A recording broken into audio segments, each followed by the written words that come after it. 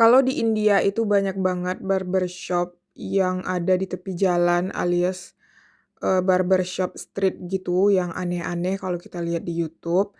Nah, di Indonesia itu banyak banget kan kayak tambal ban di tepi jalan.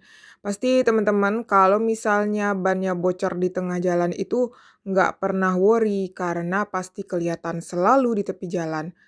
Nggak perlu dorong jauh-jauh gitu kan, kecuali mungkin kalau misalnya lagi jalannya emang di tempat yang nggak ada penduduk aja. Tapi kalau misalnya penduduknya banyak kayak di tempat aku sekarang ini, pasti banyak banget deh kalian temuin tukang tambal ban. Jadi hal yang aku syukuri banget di Indonesia itu ini sih, soalnya aku nggak pernah dorong motor sampai jauh-jauh gitu. Nah, aku mau cerita. Jadi di sini, waktu itu ban motor aku tuh udah kempes kan, udah apa ya namanya, udah ya kempes lah ya, itu bahasa Indonesia nggak sih? Terus, aku udah nyampe di rumah nih, udah hampir nyampe di rumah, terus pas deket di rumah itu ada itu kan, tukang tambal ban, tapi aku rencananya nggak mau tambal ban situ, cuma tambah angin aja. Terus ternyata tukang tambalnya tahu kan, ini, bannya kempes," gitu kan. Terus, awalnya aku nggak percaya, misalnya aku nggak terlalu pengen banget sih nambal ban di situ, soalnya aku tahu aku pernah dulu dulu ada kejadian gitu kan di sana, aku mau tambal ban nih, aku bilang kan, "Ini bannya kempes." "Oh iya kempes." Terus ternyata aku berharap itu dia bakal, ngeluarin ban benennya itu loh kayak yang dikerjain bapak ini, kan ini effort banget ya, ini butuh waktu 20 menit hampir setengah jam loh ngerjainnya. Dan nggak semua orang tambal ban mau, mereka tuh mau ngerjain yang tubeless aja. Tubeless itu kalian tahu kan? Bagian ban motornya aja yang ditambal gitu, misalnya ada lubang gitu kan, terus nanti itu aja yang disumbat gitu ya bagian luar bannya itu. Terus nanti kalau benennya itu kempes, kayak gini kan ini ketemu nih lubangnya di benen. Jadi kalau di benen itu yang ditumbok ya bahasa Minangnya, apa sih kalau bahasa Indonesianya? Nah, jadi, itu kayak ditutup gitu. Nah, itu lebih bagus kan, karena kan bagian bocornya bagian dalam. Nah, tapi kalau sama yang di dekat rumah aku itu, dia nggak mau membongkar ban itu. Misalnya kalau udah ketemu bocor 2 buah di ban, ya udah dia 2 gitu kan. Satu bannya itu 15.000, kalau satu lubangnya 15.000. Kalau misalnya 2 lubang kan udah 30.000, kan udah mahal ya, mahal gitu.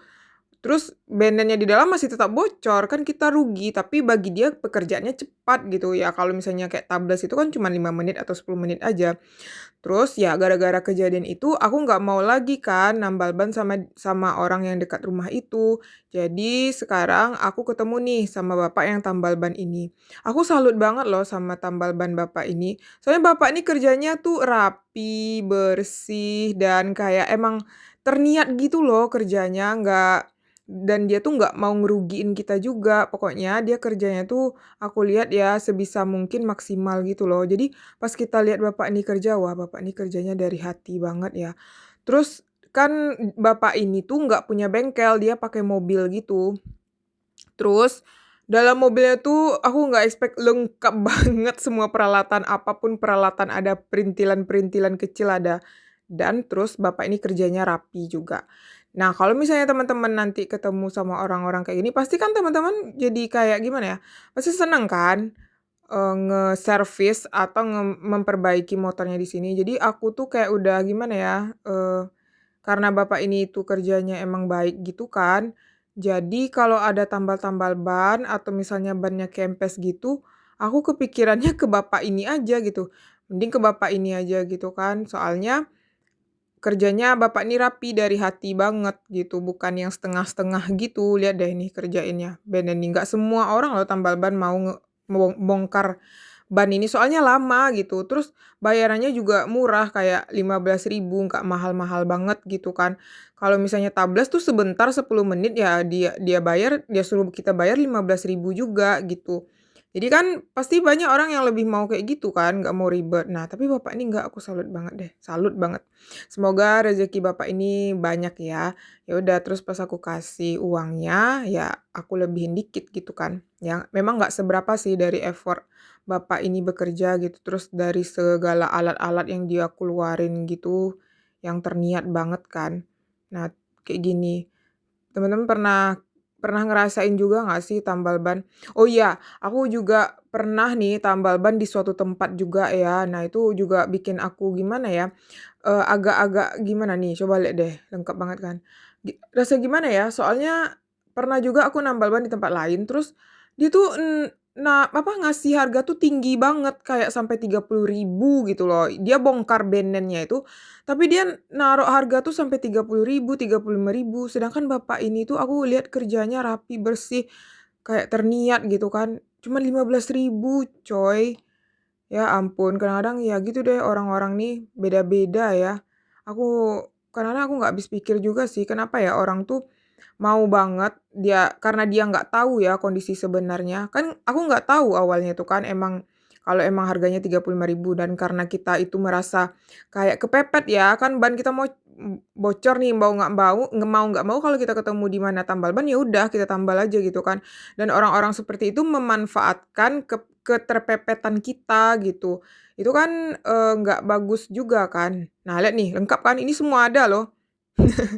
Aku salut banget. Terus, ya nggak bagus juga kan kayak gitu. Jadi kalau misalnya kita nggak memanfaatkan orang seperti itu, pasti orang tuh bakal mau balik lagi kan ke kita. Soalnya kan tambal ban itu kan ibaratnya kalau misalnya ya pokoknya nggak tambal ban aja deh dimanapun kita pergi gitu kan. Kalau misalnya orang itu emang tulus dan baik gitu, apa ya, nggak ada sesuatu di balik itu dan nggak memanfaatkan kesusahan kita, pasti kita bakal ingat terus kan. Nah, kayak kayak ginilah, jadi aku apapun yang terjadi sama motor aku mikirnya aku usahain deh ke bapak ini karena kerjanya bagus gitu. Nah, kayak gitulah kira-kira. Jadi banyak banget di Indonesia ini mungkin ya, khususnya di kota aku, tambal ban ini, tapi nggak semua orang yang kerjanya kayak gini gitu. Yang kerjanya bagus, rapi, dan kayak terniat gitu kan. Nah, ini diperiksa gitu kan satu-satu ada paku nggak di dalamnya gitu. Kalau nggak diperiksa kan nanti, percuma juga ya, nanti bocor lagi gitu kan. Jadi ya aku salut lah intinya gitu. Terus, rencananya habis ini aku juga mau ke tempat tukang daging. Jadi aku sebelumnya nggak pernah nih ke tempat penggilingan daging. Jadi aku pikir dulu bakso itu ya, dibuatnya itu ya orang jual bakso itu dibuatnya di rumah masing-masing. Ternyata bakso itu dibuatnya ada loh tempat pembuatannya. Dan itu pun aku pertama kali kan ke sana. Jadi banyak banget orang ternyata ngasih daging di sana terus minta buatin langsung pakai bumbu. Terus yang nggak expect-nya lagi ya, waduh, bising banget, ya Allah bising banget kayak pun kalau kita ngomong ya suara kita tuh nggak kedengeran gitu. Nanti deh kalian lihat di videonya. Aku juga salut sih sama orang yang tukang jual bakso itu. Bayangin deh setiap hari dia bakal datang ke sana dan dengerin suara ribut dari maksudnya itu dari mesinnya itu ya, naudzubillah. Aku aja ya, habis pulang dari sana tuh aku pusing gitu karena suaranya kayak emang bising banget gitu, keras banget. Bayangin deh, saking kerasnya itu kita ngomong teriak-teriak aja, itu suara kita nggak kedengeran gitu. Jadi gitulah ya, orang-orang mencari uang gitu kan, emang nggak ada yang mudah gitu. Nah terus kalau misalnya kayak gini juga bukan tambal ban, nambah angin juga sama bapak ini kan kalau kadang-kadang motor kita tuh kan kempes gitu kan, anginnya kurang, dia nggak bocor, anginnya kurang. Terus nanti kadang-kadang kita mau nambah angin tuh, tahu nggak kalian berapa bayarnya? Cuman 2.000. Bayangin kalau misalnya sama tukang parkir sembarangan tuh ya, nggak semua tukang parkir ya aku maksud. Maksudnya itu ada beberapa tukang parkir yang kayak, kita baru sebentar dan sebenarnya nggak butuh-butuh juga tukang parkir di sana, pas kita datang dia itu nggak ada, terus pas kita pulang tuh dia ada dan kita harus bayar juga 2.000 gitu kan. Kayak, aduh enak banget dia kerja gitu kan, cuman kayak tiba-tiba datang terus minta 2.000 gitu. Beda banget sama bapak ini, dia effort banget bawa alat sampai mobil segitu banyak kan, buat nambah angin di ban itu kan. Nah, terus dia cuma nerima 2.000 gitu kan. Terus yang tukang parkir kadang-kadang nih ya, aku sebel juga ada di suatu tempat di Migacoan itu namanya, aku sebel banget. Di situ parkirnya gara-gara tukang parkir itu aku jadi males ke sana.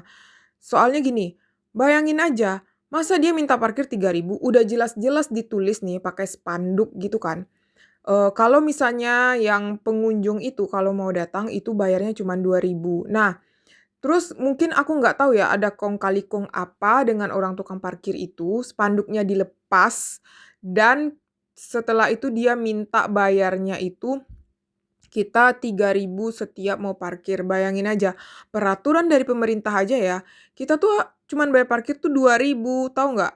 Di kota lain aja ya parkir cuman 1.000 dan aku nggak habis pikir. Bayangin aja dia mengambil, keuntungan yang kayak apa ya, ya ibaratnya orang nggak ada yang rela deh kalau bayar parkir parkir tuh 3.000 gitu. Di mana-mana kan parkir itu cuman 2.000 terus ya gitu, jadi kerjaan tukang parkir itu ya aku pikir adalah kerjaan paling enak. Apalagi kalau misalnya tukang parkir yang kayak gitu. Tapi kalau misalnya tukang parkir yang emang tukang parkir ya, kayak di pasar misalnya kayak emang motor kita dijagain gitu kan, itu nggak masalah sih kalau sama aku. Kayak emang kita kasih uang kita dan motor kita emang dijaga gitu kan, itu nggak masalah, itu emang pekerjaan dia, apalagi dia effort juga dorong-dorong gitu kan. Yang bikin sebel itu, datang, terus dia nggak tahu apa kondisi motor kita atau gimana, terus nanti pulang pas kita pulang dia minta uang. Kayak minta uang 2.000 3.000 kan sebel ya, kan kita bisa ngerasain kan, gimana orang tuh jagain motor kita atau enggak gitu. Nih kalau kalian misalnya mampir di sini, ya Allah ini ribut banget suaranya. Semoga ya orang-orang yang kerja seperti ini, banyak rezekinya, terus apa, dilancarkan semuanya ya. Oke deh, sekian dulu ya ceritanya, semoga bermanfaat bagi teman-teman. Mungkin yang relate boleh banget di komen, apakah kalian sebel juga sama tukang parkir yang hanya tiba-tiba datang dan minta 2.000? Ya soalnya aku sering banget kan ngalamin kalau misalnya 5 tempat udah 10.000 kan. Udah, bye-bye.